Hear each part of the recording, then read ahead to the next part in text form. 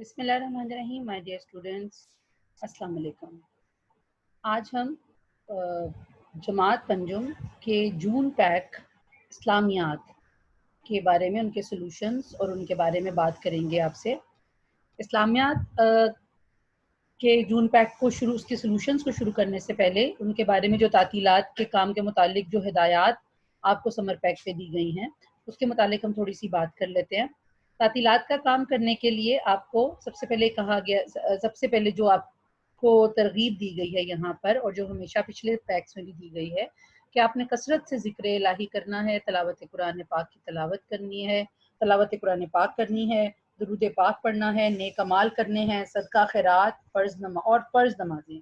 فرض نماز جو ہے اس کا آپ نے بہت اہتمام کرنا ہے، اور یہ کیونکہ اب آپ پہ فرض ہو چکی ہوئی ہیں، کلاس 5 کے بچے جو ہیں ان کے پر یہ فرض ہو جاتی ہے نماز، تو نماز کے ادائیگی میں آپ نے غفلت نہیں کرنی۔ اس سمر پیک میں جتنا بھی کام دیا گیا ہے وہ آپ نے خوشخط لکھنا ہے اور ساتھ ساتھ زبانی یاد بھی کرنا ہے، اور اگر یہاں پر کام کرتے ہوئے کچھ اگر کمی ہو جائے جگہ کی تو آپ ایک لوز شیٹ اپنے رجسٹر سے یا کسی سے نکال کر آپ اس کے ساتھ اٹیچ کر سکتے ہیں۔ تمام دعائیں جو پچھلے پیکس میں بھی آپ کو دی گئی ہیں اور ابھی بھی جو دی گئی ہیں اس کو آپ نے بہت اچھے طریقے سے زبانی یاد کرنا ہے، اور قرآن پاک کا آپ نے کوشش یہ کرنی ہے کہ کچھ حصہ اپنے ترجمہ اور تفسیر کے ساتھ ضرور پڑھنا ہے، اپنے والدین کی یا اپنے کسی بڑے کی سپرویژن میں۔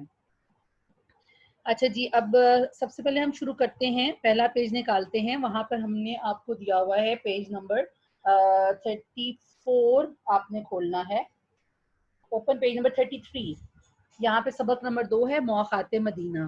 سب سے پہلے تو آپ نے سبق کی پڑھائی کرنی ہے دوبارہ سے۔ یہ کام آپ مارچ کے جو آپ کو دیا گیا تھا سولوشنز کے ساتھ آپ کر چکے ہوئے ہیں، لیکن یہاں پہ کچھ کام جو ہے وہ جنرلائز قسم کا کام آپ کو دیا گیا ہے، لیکن یہاں پہ مواخات کا جو واقعہ ہے یہ پہلے بھی آپ لکھ چکے ہیں۔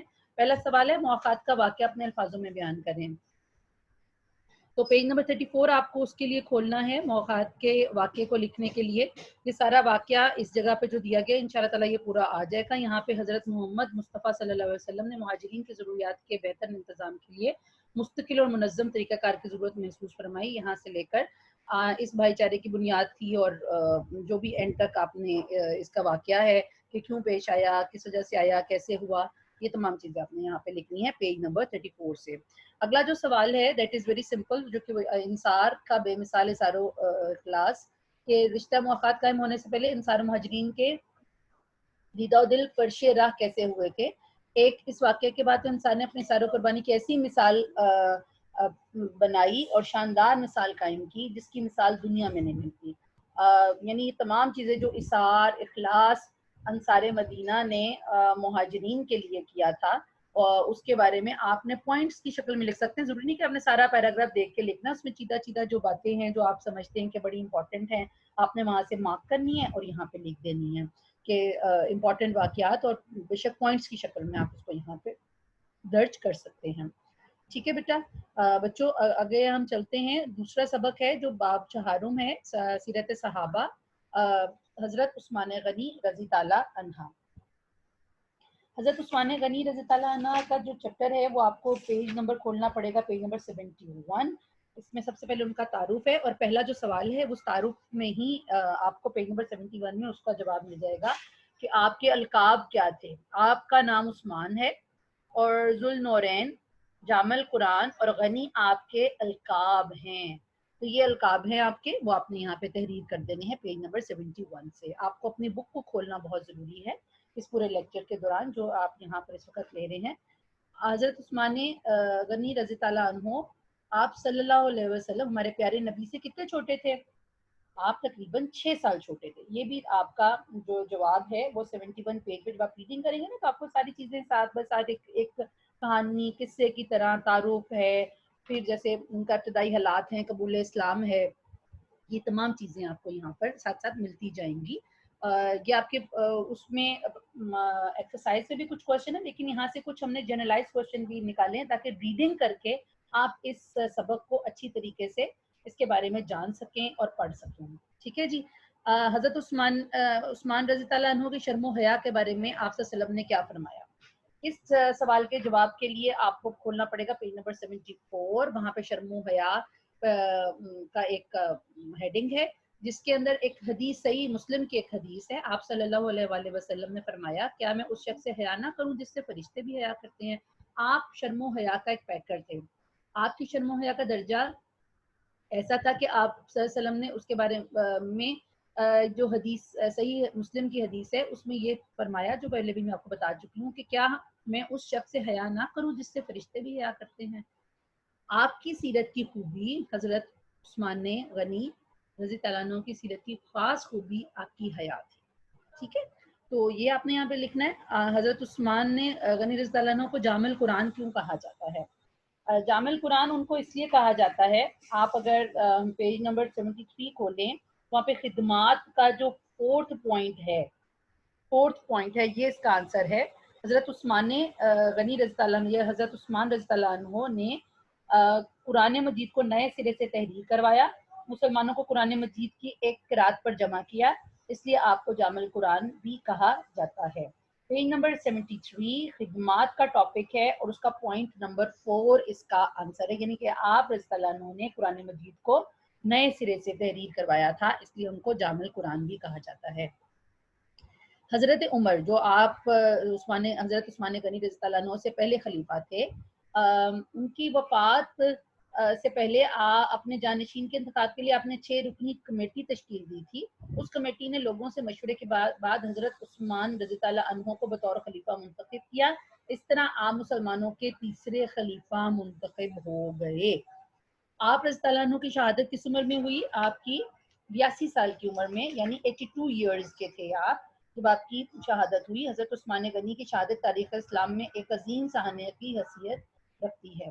آپ نے 12 سال تک خلافت کی ذمہ داریاں ادا کی, اور اس کے بعد کیا ہوا تھا کہ کچھ لوگوں نے آپ کے خلاف بغاوت کر دی اور بلاخر انہوں نے آپ کو شہید کر دیا. اس وقت آپ کی عمر 82 ایئرز تھی, 82 سال تھی. حضرت عثمان غنی رضی اللہ عنہ کی شہادت تاریخ اسلام میں ایک عظیم ثانیہ تھی. آپ یہ پورا لکھ بھی سکتے ہیں, اور بیسکلی تو یہاں پہ صرف عمر کے بارے میں پوچھا گیا ہے کہ آپ رضی اللہ عنہ کی عمر کتنی تھی. اچھا جی, اس کے بعد بیٹا اگلا جو ایک سوال ہے وہ یہ ہے یہاں پہ کہ جیسے حضرت سیف اللہ, حضرت خالد بن ولید کا لقب تھا, کچھ القاب حدیث مبارکہ میں آپ صلی اللہ علیہ وسلم نے اپنے صحابہ کو کچھ القاب سے نوازا تھا, جیسے امین الامت, حواری رسول یا اسد اللہ. یہ جو تمام ان کے القابات ہیں, ان کے بارے میں صرف میں آپ کو یہاں پہ بتاؤں گی, اور پھر آپ نے اس کو دیکھ کے لکھ بھی, جو میں باتیں کروں گی اس کو لکھ لینا ہے. امین الامت حضرت ابو عبیدہ بن جراح کا لقب ہے, اور آپ صلی اللہ علیہ وسلم نے حضرت ابو عبیدہ بن جراح کی خوبیوں کے پیش نظر انہیں امین کا لقب عطا فرمایا تھا. حضرت ابو عبیدہ بن جراح. اس کے بعد حواری رسول جو تھا وہ لقب دیا گیا تھا, وہ کس کو لقب دیا گیا تھا میں آپ کو بتاتی ہوں. زبیر ابن عوام کو دیا گیا تھا, ٹھیک ہے. اور لقب حواری رسول اور اسلام کے لیے سب سے بڑی تلوار اٹھانے والے تھے وہ, ٹھیک ہے. اور یہاں پر میں آپ کو بتاتی جاؤں کہ ان کی عملی جو زندگی تھی نا, وہ اسلام کی خدمات میں گزری, عسکری خدمات تھی ان کی, وہ وفادار تھے خلافت رشدہ کے. آپ کمانڈر, عہدہ ان کا ایک کمانڈر تھا, خلافت رشدہ کی فوج کے وہ کمانڈر تھے. اور فتح مکہ, فتح جمل, غزوہ احد, فتح مکہ میں آپ نے شرکت کی تھی. اور حضرت جو ابو عبداللہ ہیں, ان کا نام زبیر تھا, ٹھیک ہے. اور آپ نبی کریم صلی اللہ علیہ وسلم کے پھوپھی زاد بھائی تھے, اور حضرت ابو بکر صدیق کے داماد بھی تھے, اور ہجرت سے 28 سال پہلے پیدا ہوئے تھے, اور 16 برس کی عمر میں اسلام قبول کیا تھا.